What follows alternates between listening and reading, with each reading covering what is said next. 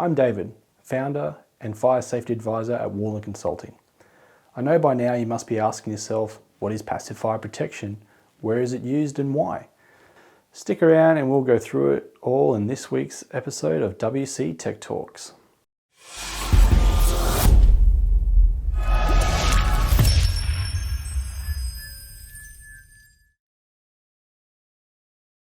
When someone asks about your building's fire protection system, you probably think about its alarm or sprinkler system, when in reality, it's much more.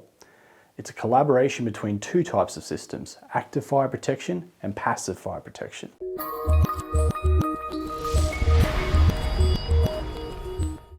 Active fire protection is a group of systems that requires some amount of action or motion in order to work effectively in the event of a fire. Actions may be manually operated like a fire extinguisher or automatic like a fire sprinkler, but either way they require some amount of action. Active fire protection includes fire and smoke alarms systems, sprinkler systems and fire extinguishers as well as firefighters. Fire and smoke alarm systems are used to detect whether there is a fire and or smoke in a building. Sprinkler systems are used to help slow the growth of the fire. Fire extinguishers and firefighters are used to help put out the fire altogether.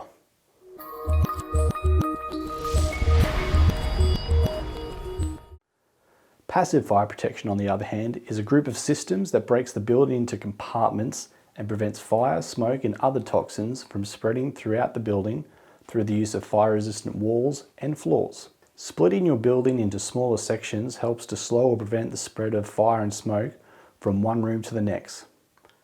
Passive fire protection helps to limit the amount of damage done to a building and provides its occupants more time for evacuation.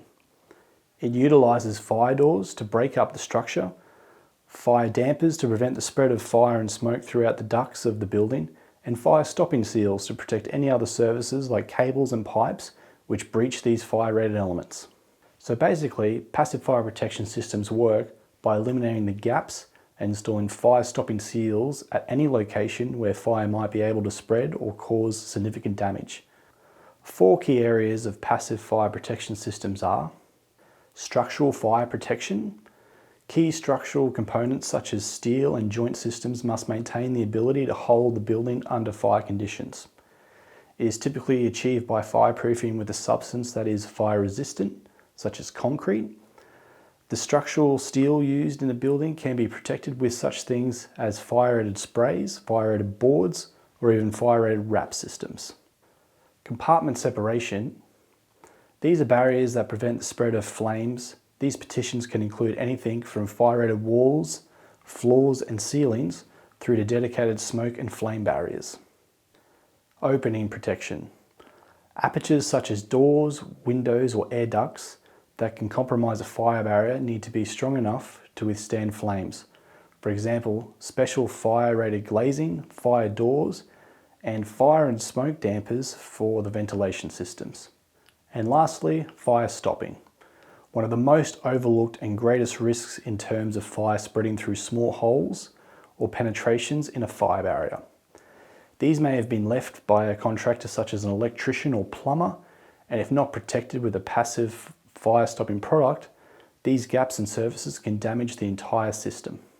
In Australia, all passive fire protection systems must be tested and assessed to AS 1530 Part 4 and AS 4072 Part 1.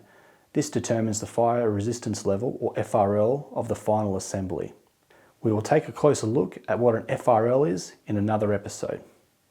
Any surfaces that breach a fire-rated element, such as cables, pipes or ducts, need to be fire stopped to ensure the penetration does not provide an easy route for the fire to spread. This is critically important since they are often located in concealed spaces, which means that the fire can pass unnoticed.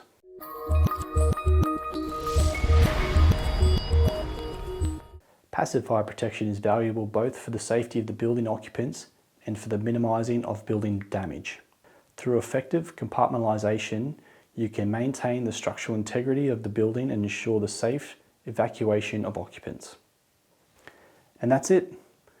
Hopefully that explains what passive fire protection is. If you have any other questions about the video or any other passive fire protection systems and requirements, please don't hesitate to get in contact with us here at Warner Consulting. You can find our details here or on our website.